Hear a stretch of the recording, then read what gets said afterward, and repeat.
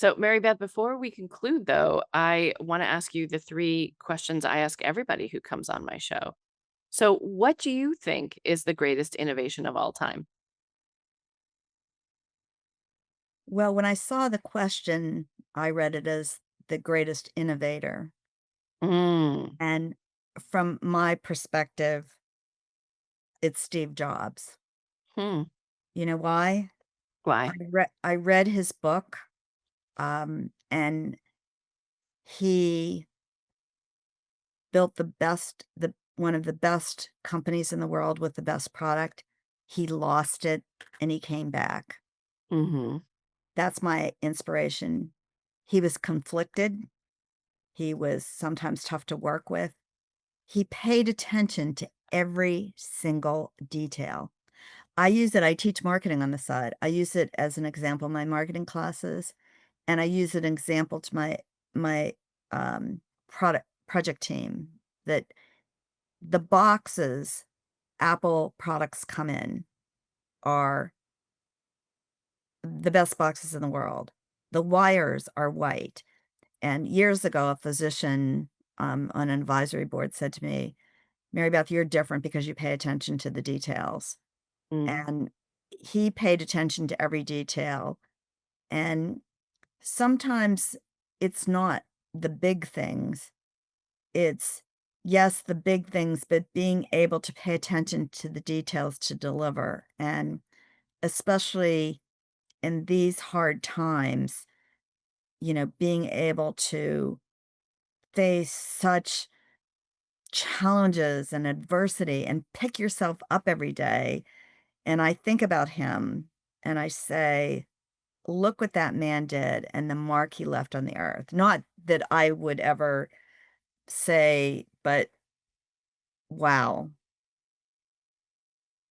Yeah. not everybody has this as a secure, as a straight pathway as an entrepreneur. But when you read about everything he faced, it was amazing, Mm. an amazing life. What do you think, if you had the chance to join any innovation team in human history, which team would you have joined? Well, I would have loved to be a fly. You'd have been right there at Apple with him. Yeah, I mean, letting him beat me up, I mean, he was a hard taskmaster, I mean, from the descriptions in his book, and I think it was Walter Isaacson that wrote the Mhm. book on him. It was a, very obviously well-written book, and just, innovation, it's not just having the big ideas, it's doing the grunt work to get you there, Yeah. it's not pretty, it's not coming up with a fancy tagline or you know, a great logo. I mean, yeah, that's, part of it, of the storytelling, really. But it's having big ideas and I mean, even now, I want to just give a shout out to our scientific advisory board. We have some of the key people in women's health, and when I was talking to Corey Schreiber, who is at UPenn, and she actually did, the study with a lot of the pain data on IUD, and she said to me, Mary Beth, I wanna do big things in women's health that move the needle." I said, "Corey, I'm right there with you." And when you have people like that, that will help you because no one person is gonna come up with some fabulous idea. It takes a team, it takes a village, it takes belief, it takes flexibility and just, sheer willpower and persistence.